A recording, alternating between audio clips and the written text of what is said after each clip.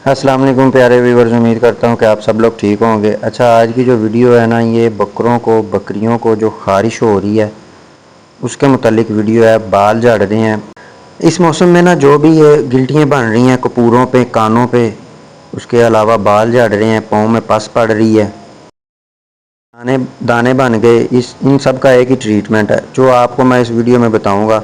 देसी नुस्खा भी बताऊँगा और जो है ना मेडिसन इंजेक्शन भी बताऊंगा आपको। आपने वीडियो के साथ जुड़े रहना है। चैनल को सब्सक्राइब नहीं किया तो चैनल को सब्सक्राइब करें ताकि मज़ीद आने वाली जो इन्फॉर्मेटिव वीडियो है ना वो आप तक पहुंच सके। ये वीडियो बनाने का मकसद सिर्फ यही है कि जो हमने इनको दवाई दी है, इन पे जो सर्च की है, जो हमें फ़ायदा होगा वो आपको बताना है ताकि आपका टाइम भी ज़ाया ना हो और जानवर भी ज़ाया ना हो।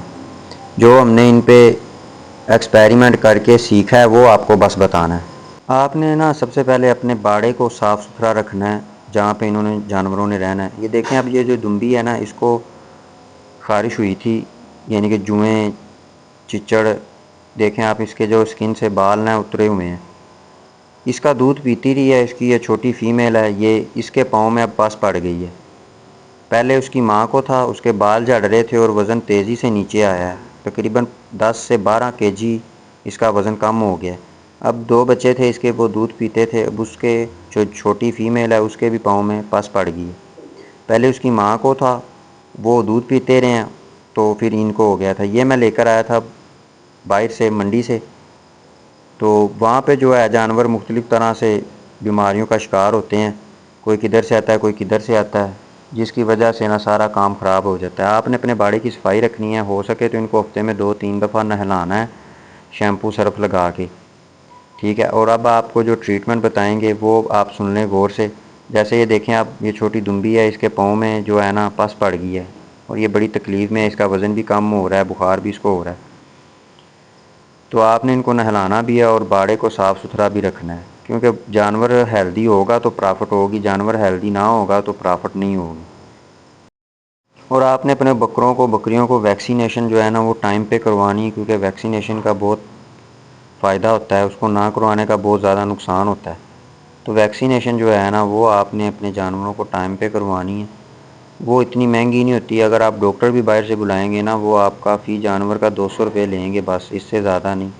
तो साल में 2-3 दफ़ा होती है ये। अगर आप एक जानवर पे 200 रुपये लगाते हैं, वैक्सीनेशन उसकी करवा लेते हैं, तो 3-4 माह आपके जो है ना उसको ईज़िली निकलेंगे और उसको जो है ना मौसमी जो बीमारियाँ हैं वो कम से कम असर करेंगी। उनको मौसमी बीमारियों का जो है ना साइड इफ़ेक्ट उनको नहीं होगा। अच्छा, तो पहले आपको देसी नुस्खे के बारे में बताते हैं। उसका जो है ना मुकम्मल फ़ायदा आपको नहीं होगा, लेकिन किसी हद तक जानवरों को फ़ायदा होगा, सुकून होगा, ठीक है। तो वो सस्ती सी चीज़ें हैं, इतनी महंगी भी नहीं है और इतना मुश्किल भी नहीं है। आपने जो है ना 3 चीज़ें ले लेनी है, वो मैं आपको आगे वीडियो में बताऊंगा भी, दिखाऊंगा भी कौन कौन सी चीज़ें लेनी है। आपने एक सरसों का तेल लेना है और नीम के पत्ते लेने हैं। अगर आपके पास एक जानवर है तो आप 150 ग्राम सरसों का तेल ले लें और थोड़े से आप नीम के पत्ते ले लें। और एक आपने लेनी है गंधक, ये आपको मिलेगी पंसार से। पंसार स्टोर पे आप जाके, अगर आपके पास एक जानवर है तो आप 20-30 रुपये की ले लें।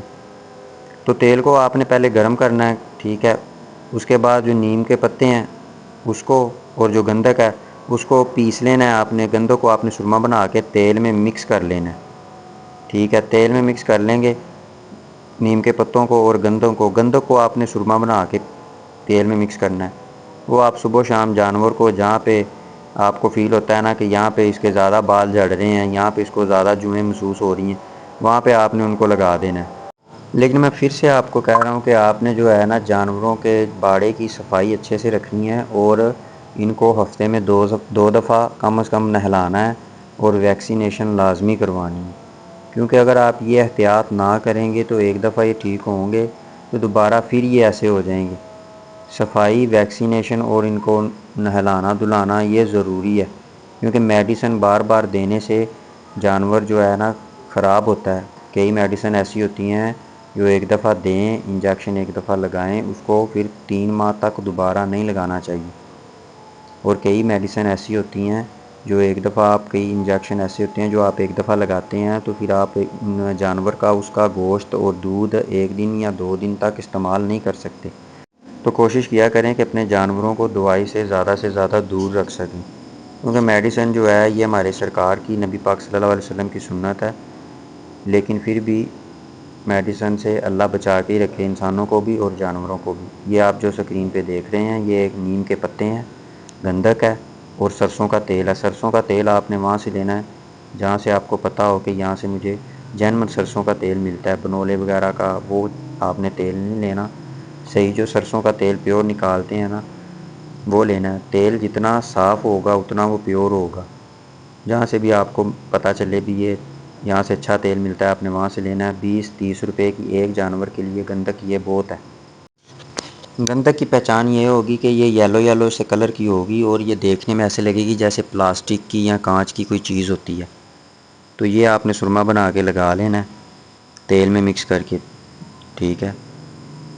और जो दूसरा ट्रीटमेंट है वो ज़्यादा ज़रूरी है क्योंकि फ़ायदा उससे ज़्यादा होगा।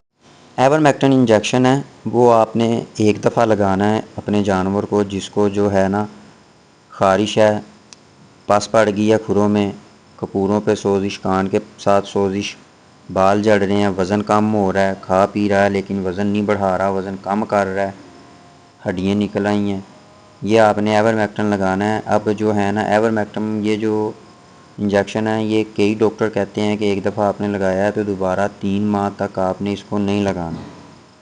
लेकिन कई होते हैं डॉक्टर वो ये कह रहे हैं कि आपने जो ये वाला इंजेक्शन है ये आपने 5 दिन बाद दोबारा रिपीट करना है। लेकिन मैं ये कहता हूँ कि आप एक दफ़ा जानवर को लगाएं, उसके साथ जो दूसरा ट्रीटमेंट है ना वो इंटरनेशनल लेवल पे जो काम कर रहे हैं उनका बताया हुआ तरीका है, उनका बताया हुआ इंजेक्शन है, वो आप साथ यूज़ करें। आइवरमेक्टिन आप एक दफ़ा ही लगाएं, साथ आप जो दूसरा ट्रीटमेंट है ना वो शुरू करें।